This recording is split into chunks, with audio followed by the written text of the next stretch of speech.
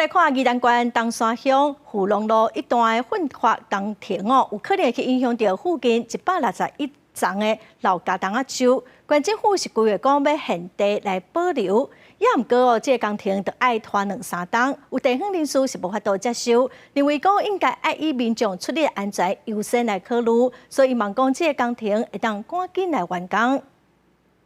双滨路边的老家当树拢总161丛，树年有40年，管道3层楼悬。不过，这个老树，互地方认为讲是阻碍东山乡富隆路一段的道路拓宽计划。我们知道啊，任何公共计划，那事实上是要以用途目的为主要的一个设计，才能够来符合我们整个经费的一个规划使用。事实上，树木的移植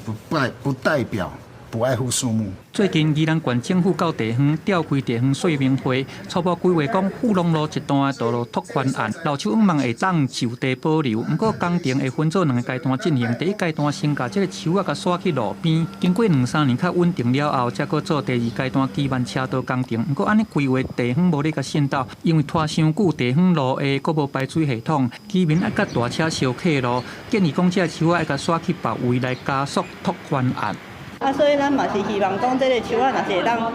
在地来保留，这是上好的做法。若是讲现主是因为有这个交通的需求、甲安全的需求，其实会当为无共款的方向去思考。不过，环团认为讲树啊，若是刷去别位无啥会活；若是讲人甲大车烧客路，会当透过大车行替代道路的方式来解决，不一定爱随拓宽刷树。目前正在请我们的规划厂商也 依据这样子的一个说明会的意见来去做一个研讨。县府讲，接各方的意见了后，会规划厂商重新来研讨。这个行车安全甲保护老树2项诉求，正恶咧武的平棒。县府要安怎双头拢顾会到，各方拢咧关心。记者综合报道。